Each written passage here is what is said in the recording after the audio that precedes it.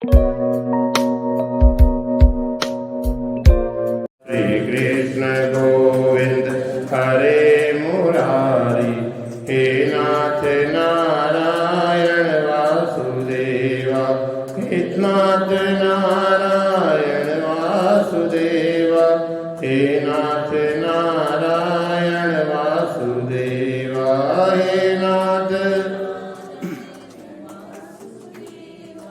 हे नाथ नारायण वासुदेवा।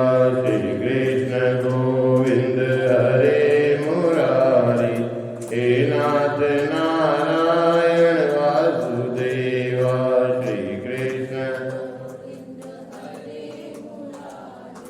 हे नाथ नारायण वासुदेवा। श्री कृष्ण गोविंद हरे मुरारी, हे नाथ नारायण वासुदेवा। श्री कृष्ण हे नाथ नारायण वासुदेवा। बोले नंदगंध भगवान की जय। नारद जी ब्रह्मा जी से पूछने लगे कि हे भगवान, व्यास और वशिष्ठ ने गृहस्थ आश्रम को किस लिए श्रेष्ठ माना है, विस्तार से कहें। ब्रह्मा जी बोले, हे विप्र, ऋषि मनुष्य देव पितृ हमेशा आश्रय चाहते हैं और उनके लिए गृहस्थ श्रेष्ठ है। जैसे गंगा आदि नदी समुद्र में स्थित को प्राप्त करती है, जैसे सब जीव माता का आश्रय कर जीते हैं, वैसे ही आश्रम गृहस्थ या आश्रय करते हैं। सब भिक्षुक गृहस्थ का ही सहारा लेते हैं। 6 तरह के भिक्षुक कहे गए हैं: ब्रह्मचारी, सन्यासी, विद्यार्थी, गुरु पूजक, मुसाफिर और जीविका रहित। ये 6 प्रकार के भिक्षुक कहे हैं। सन्यासी के हाथ में जल दें, अन्न दें और फिर जल दें। वह अन्न मेरु तुल्य व समुद्र तुल्य होता है। ऐसे गृहस्थ आश्रम की ब्रह्मा जी वंदना करते हैं कि सब आश्रमों का एक विश्राम हेतु, जिसके द्वारा में मध्य दिन में देव पितृ मनुष्य याचक के तुल्य घूमते हैं। ब्रह्मा जी कहते हैं, हे पुत्र सुनो, पुण्य बढ़ाने वाला गृहस्थ आश्रम का महात्म्य कहेंगे। इसमें एक पुराना इतिहास है। राजा ब्राह्मण का विवाद सुनो। उतानपाद का पुत्र उत्तम नाम का था, जो शत्रु मित्र पुत्र स्त्री में समदर्शी महाबली था। सो उत्तम राजा ने बहुला नामक स्त्री से विवाह किया। दोनों इंद्र इंद्राणी के समान रमते थे। स्नेह भी रोहिणी चंद्रमा के समान था। उस उत्तम राजा ने रानी के नेत्र देह में मन लगा दिया। मद्यपान में रत उत्तम राजा किसी भी समय गान करती वेश्याओं को देख करके उस रानी को बड़े आदर से मद्य का प्याला देने लगा। अब उसकी रानी ने इच्छा नहीं की, पीछे मुख फेर लिया। तब राजा क्रोध करके सर्प के तुल्य श्वास लेकर के द्वारपाल को बुला करके बोला कि इस दुष्टा को ले जाकर के विजन वन में छोड़ दो। वह बेचारा द्वारपाल रानी को रथ में बैठा करके जंगल में छोड़ आया। पीछे उत्तम राजा ने भी उसी रानी का चिंतन करते दूसरा विवाह न किया। धर्म से प्रजाओं का पालन किया। पुत्रों के तुल्य प्रजा को पालते राजा को एक दुखी ब्राह्मण आकर बोला कि हे राजन, मैं बहुत दुखी हूँ, मेरा दुख सुनो। कोई मेरी स्त्री को ले गया और तुम उसे ले आओ। ऐसे सुनकर के राजा बोला कि महाराज, मैं नहीं जानता कि कौन ले गया, किधर है और कैसे ढूंढूं, कहाँ से लाऊं। ऐसे सुनकर के ब्राह्मण बोला कि हे राजन, द्वार बंद करके सोते मेरी स्त्री को कोई ले गया, सो तुम नहीं जानते। हे राजन, तुम छठा भाग लेते हो, सबके रक्षक हो, इससे सब लोग निश्चिंत ही रात को सोते हैं। राजा ने कहा कि मैंने तुम्हारी स्त्री कभी देखी नहीं कि कैसी व किस स्वभाव की है। ब्राह्मण बोला कि कठोर वचन वाली, बहुत ऊंचे हाथों की, छोटे मुख की, सूखी, बड़े दांतों वाली, कल्याणी, देखने में कराल, बहुत बड़े बाल और कठोर स्वभाव की, खराब छोटे नितंबों की, होठों से कटी व काली है। उसकी प्रथम उम्र थोड़ी व्यतीत हुई है। ऐसी मेरी ब्राह्मणी है तो भी कभी निंदा नहीं करता हूँ। राजा बोला कि हे ब्राह्मण, ऐसी स्त्री से क्या हम तुमको दूसरी स्त्री अच्छी देंगे, क्योंकि अच्छी स्त्री कल्याण करने वाली होती है। वह तुम्हारे जैसा तुम्हारी है ऐसी दुखदायक है, रूपशील रहित, दुख देने वाली होती है, सो छोड़नी चाहिए। ब्राह्मण बोला कि हे महिपाल, हमारी श्रुति ऐसी है कि स्त्री की रक्षा करनी चाहिए, क्योंकि जिस स्त्री में आत्मरूप पुत्र उत्पन्न होता है, उस स्त्री के रक्षण करने में आत्मा का रक्षा होती है। उसका रक्षण नहीं करें तो वर्ण संकर संतान पैदा होती है। वर्ण संकर पुत्र पितरों को नरक में डालते हैं। पिता स्त्री धर्म की नील क्रिया की हानि होती है, उससे हमारा नाश होता है। जो पुरुष अज्ञान में ऋतुकाल में स्त्री के साथ भोग नहीं करते, उनका पितृ 1 महीना उस स्त्री के रुधिर से होते हैं। सो वैश्या के साथ भोग करते हैं, श्वास करके युक्त रहते हैं, पुत्र पैदा करते हैं, उनको कभी कल्याण नहीं होता। सो सब हमने कहा, परंतु मेरी स्त्री कोई ले गया। ब्राह्मण के ऐसे वचन सुनकर के राजा सब सामान युक्त रथ में सवार हुआ। ब्राह्मण के साथ राजा यहाँ वहां देखते वन में तपस्वियों के आश्रम में चला गया। राजा ने उत्तर के उस आश्रम में प्रवेश करके कुश के आसन पर बैठे तेजस्वी एक मुनि ने देखा कि राजा को देख करके मुनि कुछ आदर नहीं किया। राजा को देख करके मुनि ने उस राजा को बुलाया ही नहीं और कहा कि तुम यहाँ क्यों आए हो, क्या देखते हो, हमने तुमको जाना, तुम उतानपाद के नाम के राजा हो, उसके लड़के हो। और राजा ने कहा, हे मुनि, ब्राह्मण के घर से किसी द्वारा स्त्री हरी गई, उसको हम ढूंढने आए हैं और हम आपसे कहते हैं सो कृपा करें, हम आपके घर आए हैं और आपने हमको अर्घ नहीं दिया, इसका क्या कारण है। तो ऋषि ने कहा कि हे राजन, तुम कुल के बड़े बदपन हो, अर्घ योग्य हो, तथापि हम तुमको अर्घ योग्य नहीं मानते, क्योंकि तुमसे विवाहिता स्त्री वन में छोड़ी गई, जो उसी के कारण तुम्हारा धर्म भी छूट गया। पक्ष से कर्म की हानि होती है, उसका क्या कहें। स्त्री का ऐसा धर्म है कि कैसा भी पति हो उसके अनुकूल रहे। राजन, पति का भी धर्म है कि चाहे जैसी स्त्री हो उसका पालन करना चाहिए। जिस जगह से स्त्रियों की पूजा होती है वहां पर देवता वरदान देते हैं, और जिस जगह स्त्रियों का अनादर होता है वहां कोई देवता फल नहीं देता।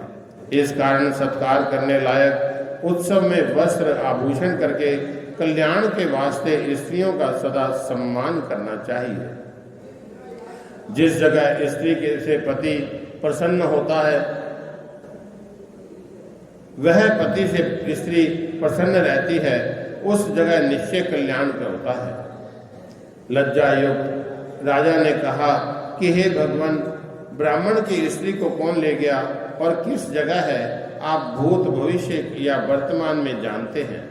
ऋषि बोले कि ब्राह्मण की स्त्री को अद्रि का लड़का बलाक नाम का राक्षस ले गया है। तुम उसे उत्पलावर्त वन में देखोगे, जाओ स्त्री से ब्राह्मण का संयोग कराओ। इसके बाद राजा मुनि को प्रणाम करके रथ में सवार हुआ और मुनि से कहे उल्पवन में राजा ने ब्राह्मण की स्त्री को देखा। जैसा रूप ब्राह्मण ने राजा को बताया था वैसा ही पाया।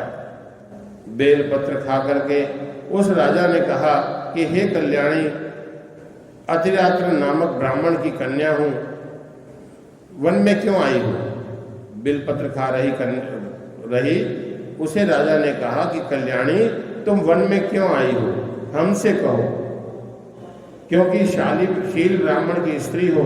और ब्राह्मणी बोली कि मैं वनवासी अतिरात्र नामक ब्राह्मण की कन्या हूँ और विशाल के पुत्र की स्त्री हूँ, जिनका नाम तुमने कहा है, माता व भाई इन करके सहित में सोई रही। मैं दुरात्मा बलाक नाम के राक्षस से हरी गई।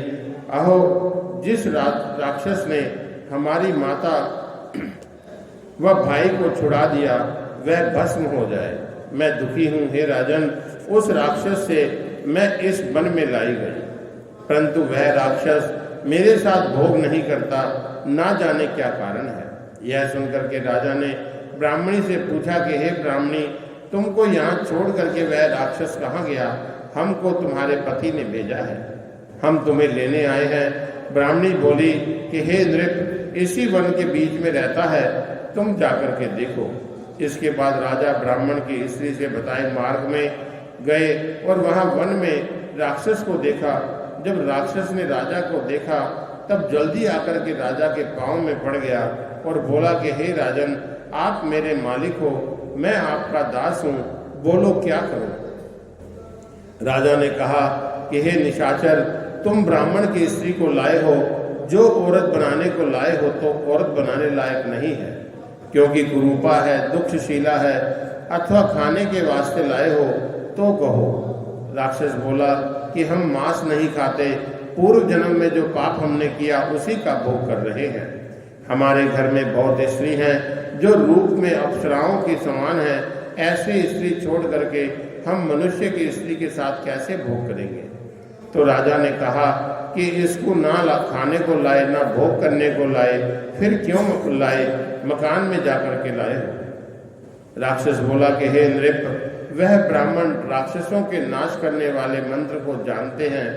जब हम यज्ञ में जाते हैं तब हम लोगों को भूख सताती है, वह ब्राह्मण मंत्र द्वारा भगाता है और सब यज्ञों में वही ब्राह्मण ऋत्विक होता है।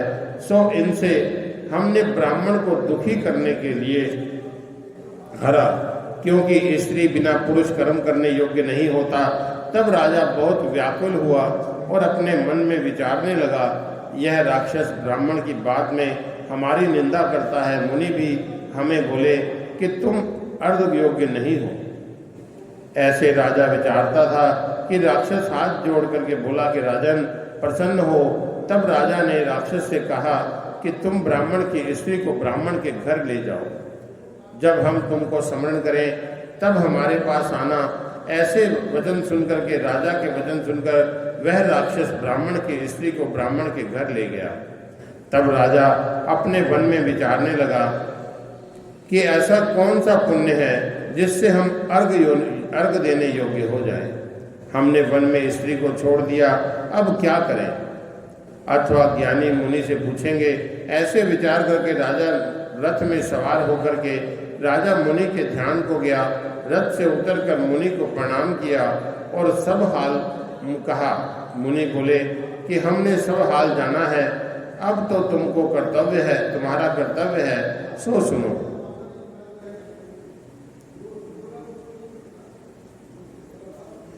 स्त्री पुरुष को धर्म, अर्थ व काम देने वाली है। जिस पुरुष के स्त्री नहीं है उसको इस लोक में और परलोक में सुख नहीं प्राप्त होता।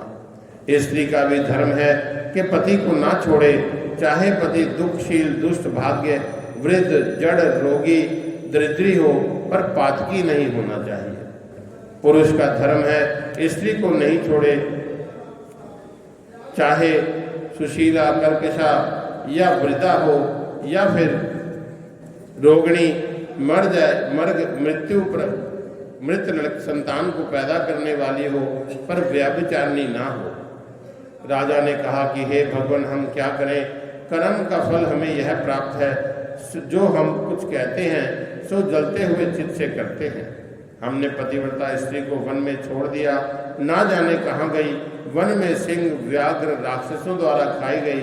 ऋषि बोले कि हे राजन, तुम्हारी पतिव्रता स्त्री पाताल में है, वह सिंह व व्याघ्र राक्षसों नहीं खाई गई।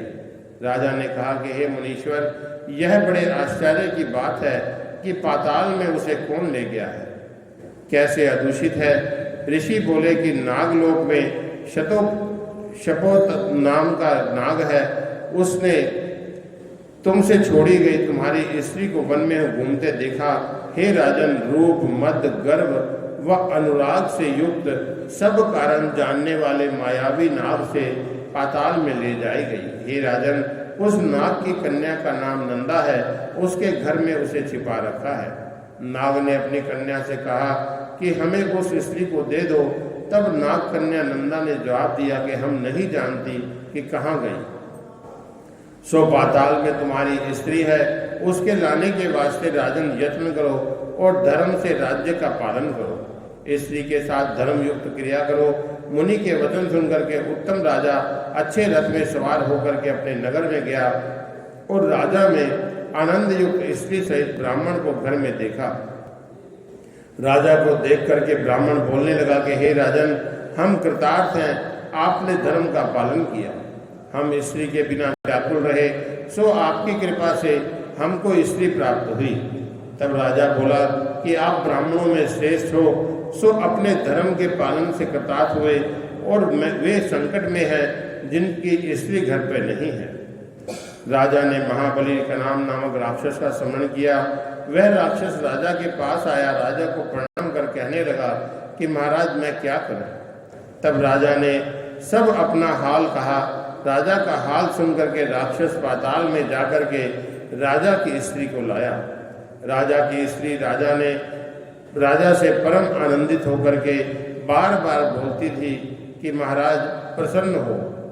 तब राजा अपनी स्त्री से परम आनंदित होकर के स्वर्ग का सुख भोगने लगा। राजा ने स्त्री को धर्म कर्म की सहाय माना और ब्रह्मा ने कहा कि हे नारद, गृहस्थ आश्रम का महात्म्य हमने विस्तार से कहा, अब क्या सुनना चाहते हो। बोली नारायण भगवान की जय। श्री कृष्ण गोविंद हरे मुरारी, हे नाथ नारायण वासुदेवा।